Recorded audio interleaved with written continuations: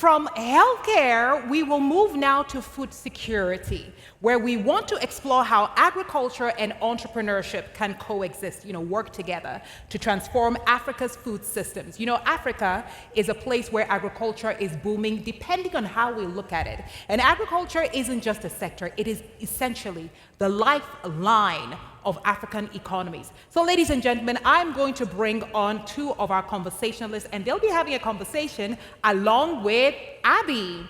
This vital conversation will be with Anisha Naluyinda, who is a public relations and communications senior manager at One Acre Fund Rwanda, a champion for sustainable agriculture. Also, she will be joined, or the conversation will actually be moderated by Wairimu Nyanda, who is the Food for Education lead. Ladies and gentlemen, please welcome our two conversationalists who will be joined by Abby. So, Wairimu and Anisha. Hello.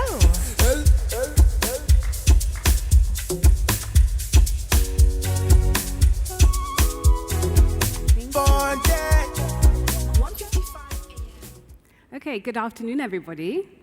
So today we're diving into one of the most critical topics, the intersection between agriculture, food security, and entrepreneurship.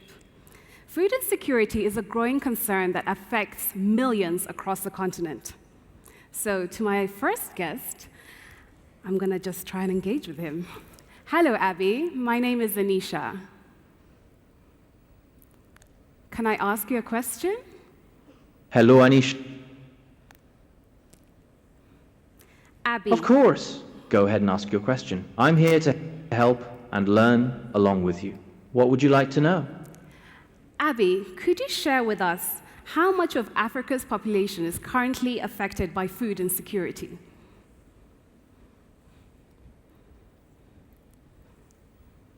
According to recent reports, nearly 60% of the sub-Saharan African population is affected by food insecurity, which translates to over 250 million people lacking sufficient or balanced nutrition. It's a significant challenge, but there are many innovative entrepreneurs working to address this issue. Excited to hear more from our guests on how we can tackle this together. As we know, addressing food security requires innovative solutions across the agriculture value chain, from production to consumption. Abby, could you share with us some key innovations that are driving real changes in Africa's agriculture sector?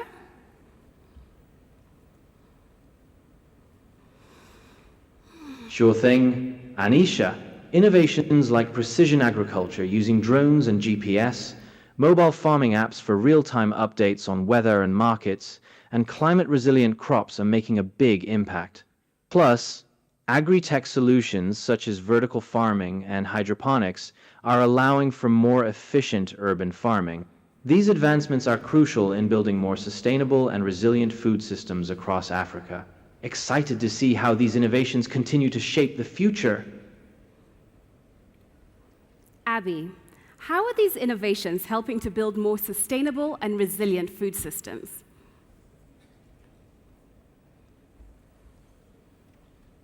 Great question. These innovations are helping by optimizing resource use, like water and nutrients, through technologies such as drip irrigation. They also provide farmers with crucial information via mobile apps, enabling better decision-making. Additionally, climate-resilient crops and agri-tech solutions like vertical farming make systems less vulnerable to environmental changes and boosts productivity, ensuring more stable food supplies. Overall, they're making food systems stronger and more reliable. These innovations are truly inspiring and highlight the immense potential of Africa's agriculture sector. Now, with over 60% of the world's uncultivated arable land, Africa holds a unique opportunity. Abby, why is harnessing this agriculture potential so critical for Africa's future?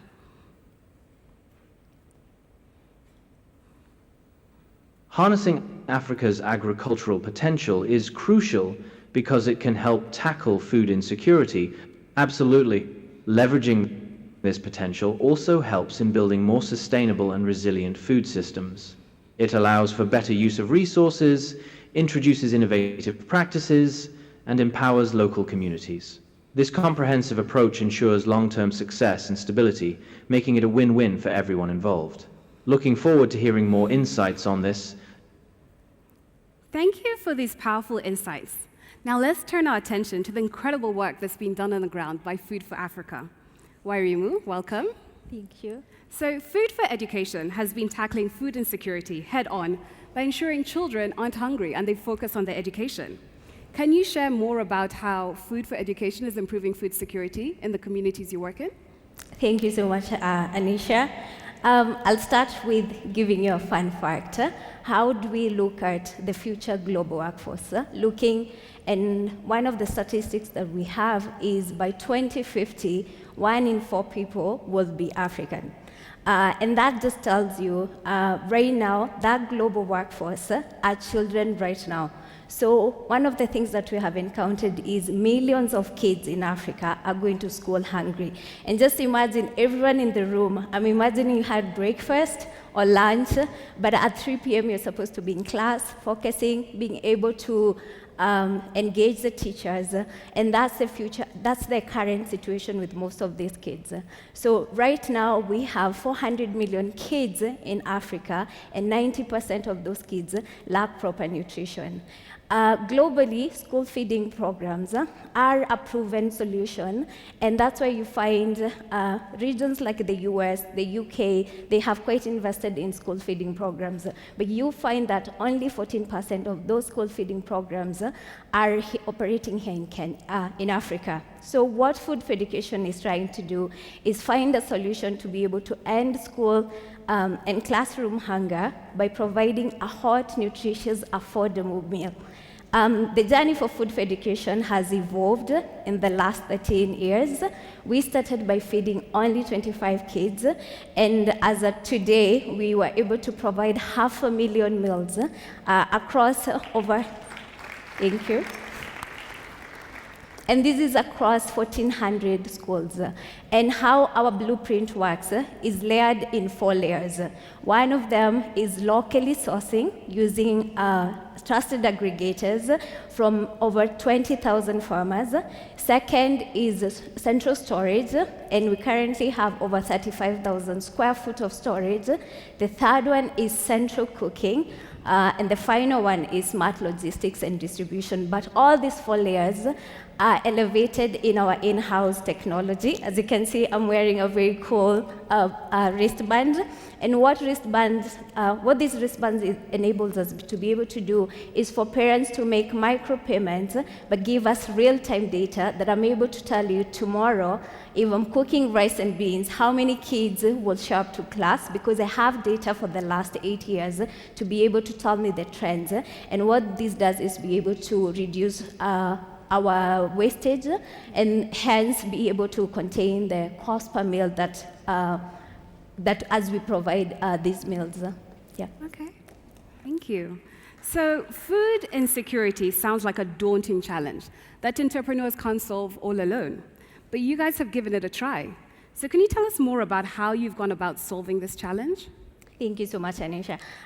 Quite a big question, and the story of Food for Education is started with just understanding how much parents can be able to pay. And we started with 15 shillings, but also understanding with this, you need to figure out your revenue model. And with that, the blueprint for Food for Education, the revenue model is based on 3 trifecta of parents' contribution, government contribution, and philanthropy that we reckon plays a very huge role to be able to give us money and set up some of these kitchens. And with that, what we've done is be able to understand you need government to be the centerpiece of this conversation. In Kenya right now, we have over 10 million kids. We're only feeding 500,000. So that tells you how that journey looks like. So if you don't bring the government on board and make them pivotal to these conversations through engaging them in policy work, which makes sure that even if there's government transitions, the the future of Kenya and Africa kids is guaranteed that the government will prioritize the budgetary allocation, understanding that you can be able to locally source these meals and foods still from the ecosystem, and also making sure that parents have an ownership piece by contributing and the pride that comes with that. Okay. I mean, you pretty much answered my next question, was who have you collaborated with to be so successful? Is there anyone outside of government or parents that you're working with? So there is the philanthropy piece, but I think the biggest win for us are the communities.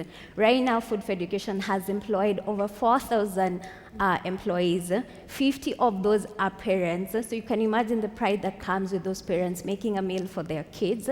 78% of that workforce is women, and we all know we are 2 women on stage, and that just tells you how cool that is. And also, I think just understanding that we currently run the biggest green kitchen in Africa that produces 60,000 meals, and hence why I keep mentioning that philanthropy has a role to play, government has a role to play, and in the centerpiece is the parent and the kids, and also the ecosystem that we operate in our schools, which is the biggest meeting point for all the kids. Okay, I have just 2 more questions. How do you see the role of the education sector in addressing food insecurity? So think of at the beginning of the term, as a parent or as a student, what resources do you need?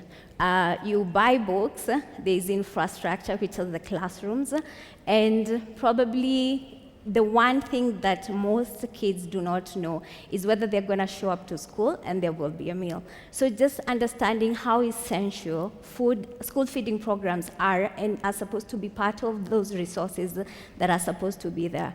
Like I mentioned earlier, school feeding program has been proven to be an efficient solution to some of these things. So making sure that the conversations that we're having with government, we're making sure to know that school feeding should be paired with the infrastructure that we need, the books that we need, the uniform that we need, because the educational outcomes and the nutritional outcomes are amazing, and we have been able to see, and WFP did a study where they saw every dollar invested in school feeding has a return of $9. And like I mentioned, those kids right now that are in schools, in 2050, you want to give them an equal playing ground to be able to get the future jobs with the kids who are going to school in the US, in the UK, in India. You need to be able to make sure that they're not worrying about a simple meal that will limit their imagination of what they could become in the future. Okay. So when we talk about food security and food systems in forums like this, summits and conferences, we're so far removed from the end user, right? Very rarely do we talk about food and who's actually eating. So I'd like you to tell myself and the audience one person in particular who's been impacted by your work. When Food for Education started, I mentioned 25 kids. One of these kids, his name is Jackson, was in primary school. For the Kenyans, Jackson was going to school in rural primary. He transitioned, went to high school, and did college. And today, Jackson is one of the 4,000 employees that I mentioned, and you can just see the full cycle of that story. He benefited from a school feeding program, was able to transition to high school, then to college, and now currently earns a salary with the same organization that was able to unlock some of those potentials.